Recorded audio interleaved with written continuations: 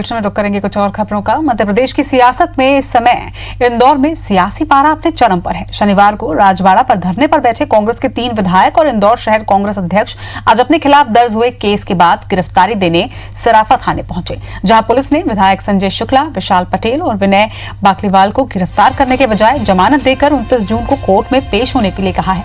हालांकि पूर्व मंत्री जीतू पटवारी शहर से बाहर होने के कारण सराफा थाने नहीं पहुंच सके।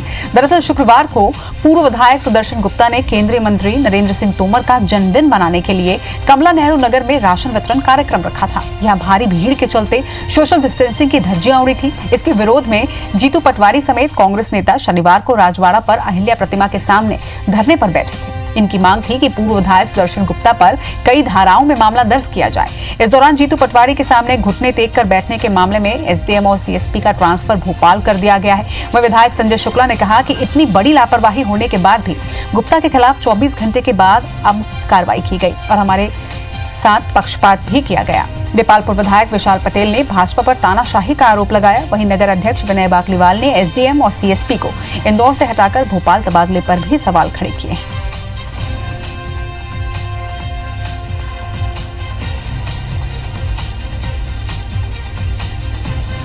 फिर बाद में जब कांग्रेस पार्टी एक्टिव होती है तो उस पर 188 के मुकदमा दर्ज हो, जबकि वो जो क्षेत्र था सेंट कॉलेज कॉलोनी उस पूरे इलाके में कंटेनमेंट इलाका था, वहाँ पे अभी तक 5 लोगों की मौत हो चुकी है और 60 लोग पॉजिटिव वहाँ से निकल चुके हैं। क्या सुदर्शन गुप्ता जवाबदारी लेता है कि वो जो 2,500 लोगों को जो सोशल डिस्टेंसिंग का पालन नहीं करा कि वो सब। कल हम लोग वहाँ बैठे थे, सोशल डिस्टेंसिंग का पूरा पालन करते हुए, नियम का पूरा पालन करते हुए, और नियम ये बोलता है कि 4 जन से ज़्यादा आप अगर 5वां भी होता है तो आपके ऊपर कायमी होती थी। ये कहीं ना कहीं तानाशाही सामने साफ दिख रही है। और जितने भी शासन के लोग हैं, ये सब मतलब इंदौर जिले के जितने भी अधिकारी हैं, वो कहीं ना कहीं उनके बीजेपी की कठपुतली बनी हुई है। सामने तोड़कर वहाँ पे मंच लगाकर हजारों लोगों को राशन बढ़ा, वो भी नगर नियम का राशन बढ़ा, और उसके अंदर कितने लोग पॉजिटिव होंगे। जो एरिया पॉजिटिव एरिया था उसमें 65 लोग पहले पॉजिटिव थे, अब कितने होंगे? अब वो कोई मर रहेंगे या बीमार होंगे, उसका जवाबदार कौन? परमिशन के देना एक गैर कानूनी है। उसी घटना पर पुलिस द्वारा थाना सराफा में अपराध कायम किया गया था। आज जो है विधायक संजय शुक्ला जी, विधायक विशाल पटेल जी और शहर कांग्रेस के अध्यक्ष विनय बाकलीवाल जी ये थाने पर आए थे। उन्होंने अपनी गिरफ्तारी दी और पुलिस द्वारा इसमें विधिवत कार्रवाई की। पूर्व मंत्री जीतू पटवारी के सामने घुटने टेक कर बैठे एसडीएम सीएसपी पर कैलाश विजयवर्गीय ने बड़ा बयान दिया है। विजयवर्गीय ने कहा कि नौकरशाहों को इसी तरह घुटनों के बल बैठना चाहिए, इसमें कोई बड़ी बात नहीं है। पता नहीं क्यों लोगों ने इसे सीरियस ले लिया। दरअसल पूर्व मंत्री जीतू पटवारी समेत कांग्रेस के 3 विधायकों के सामने एसडीएम और सीएसपी ने घुटने टेक कर उनसे धरना खत्म करने की मिन्नत की थी, जिसके बाद रातों रात एसडीएम और सीएसपी का तबादला कर दिया गया, जिसे कांग्रेसियों ने मुद्दा बनाया था।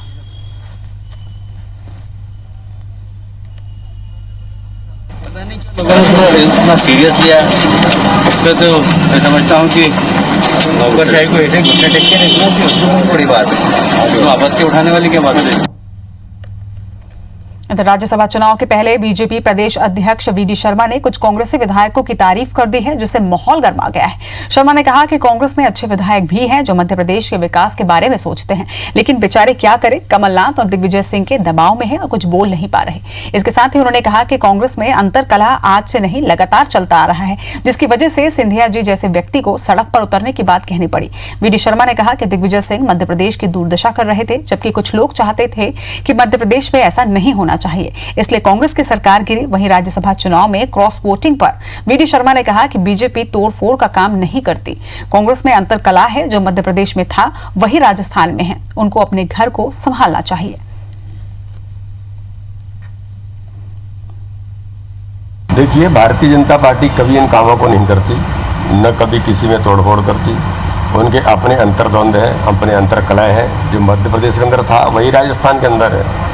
तो अपने घर को संभालने का काम उनके नेतृत्व को करना चाहिए, दूसरों पर आरोप लगाने से कुछ नहीं होता। कांग्रेस छोड़ बीजेपी का दामन थामने वाले पूर्व विधायकों को अब अपने क्षेत्र में खुद के अस्तित्व की चिंता सताने लगी है। बताया जा रहा है कि बीजेपी में उपचुनाव की तैयारियों को लेकर बैठक में कई नेताओं ने इस बारे में अपनी चिंता सीएम शिवराज और संगठन के सामने रखी है। वहीं उपचुनाव के लिए बनी चुनाव संचालन समिति की पहली बैठक में सीनियर नेताओं ने कई सवाल खड़े किए थे। नेताओं ने कहा कि उपचुनाव जिताने में जुटेंगे, इसमें कोई दिक्कत नहीं है। खबर तो ये भी है कि कई नेताओं ने पोस्टर से खुद के चेहरे गायब होने पर भी सवाल उठाए हैं। इधर बीजेपी नेता कांग्रेस से आए नेताओं पर साफ कह चुके हैं कि उन्हें बीजेपी की रीति नीति समझनी होगी। हालांकि कांग्रेस से बीजेपी में आए नेता नाराजगी से इनकार कर रहे हैं। संगठन आधारित कार्य पार्टी है भारतीय जनता पार्टी, और हमेशा संगठन काम करता है यहाँ पे। तो ऐसे दृष्टिकोण में जो नए लोग आए हैं उनसे सामंजस्य बनाने में थोड़ा समय तो लगेगा। नाराजगी की बात कही जा रही है, सुधीर यादव, पारुल साहू, कई सारे ऐसे नेता। कोई नाराज नहीं है, सब परिवार के लोग हैं। परिवार के मुखिया बैठ के सबको संतुष्ट करेगा। मुरैना में आगामी उपचुनाव को लेकर सियासत जारी है। कांग्रेस विधायक बैजनाथ कुशवाहा ने दावा किया है कि उन्हें भी 100 करोड़ का ऑफर दिया गया था, जिसकी उनके पास कॉल रिकॉर्डिंग भी है। वहीं विधायक कुशवाहा ने ज्योतिरादित्य सिंधिया पर गद्दारी करने का आरोप लगाया है। इसके साथ ही उन्होंने ये भी कहा कि जिन विधायकों ने सिंधिया के कहने पर पैसे लेकर जनमत के साथ गद्दारी की है, उनके खिलाफ जनता चुनाव लड़ेगी। चंबल अंचल की जनता गद्दारों को कभी माफ नहीं करेगी। बता दें कि विधायक बैजनाथ कुशवाहा पहले भी 100 करोड़ के ऑफर का दावा कर चुके हैं, जिसके बाद विधायक खरीद फरोख्त की बात सामने आई थी। यहाँ तक के मेरे पास भी लोग आए थे। सबसे पहले आए थे कि 2 करोड़ रुपया और रख लो। मैंने कहा काय के लिए रखें कि आप तो रख लो। मैंने कहा क्या होगा, वो तो बीजेपी के पास बहुत सारा पैसा है, 15 साल सरकार रही है, तो आपको न तो बीजेपी में जाना न बीजेपी को वोट देना है, केवल ये रख लो, आपके बच्चों के काम आएंगे। और मैंने साथ कई लोगों के जो मेरे मोबाइल पे बात हुई है, मैंने उनकी कॉल रिकॉर्डिंग भी की है। इधर कोरोना काल में जबलपुर वासियों को जोर का झटका लग सकता है। उन्हें एक और दिक्कत का सामना करना पड़ सकता है। दरअसल जबलपुर में मेट्रो बसों का संचालन करने वाली कंपनी JCTSL यानी Jabalpur city transport services limited बसों का किराया बढ़ाने वाली है। JCTCL ने इसका प्रस्ताव बनाकर परिवहन विभाग को भेज दिया है। वहीं परिवहन कार्यालय से प्रस्ताव को मंजूरी मिलती है तो जबलपुर वासियों की जेबें ढीली हो सकती हैं। वहीं JCTSL के अधिकारियों की दलील है कि पिछले 2 साल से मेट्रो बसों के किराए में कोई बढ़ोतरी नहीं हुई है। महंगाई के कारण ऐसा करना पड़ रहा है। बता दें कि शहर की बड़ी आबादी मेट्रो बसों का इस्तेमाल करती है। अभी विगत 2 सालों से तो अभी किराया बस का नहीं बढ़ा है, और अभी जो शासन की गाइडलाइन है 50% की ऑक्यूपेंसी में ही संचालित की जाना है, तो इसको लेके बस ऑपरेटर ने भी मांग रखी थी कि अगर 30-40% का किराया भी बढ़ जाता तो संचालन ईजी होता।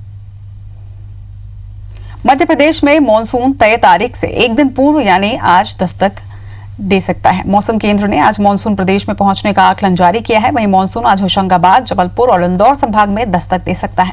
इस दौरान इन इलाकों में झमाझम बारिश होने के आसार हैं। हालांकि निसर्ग तूफान के दौरान प्रदेश के कई इलाकों में बारिश हो चुकी है। वहीं शनिवार को भोपाल के साथ मालवा, निमाड़, महाकौशल, विंध्य के कई इलाकों में प्री मॉनसून बारिश हुई है।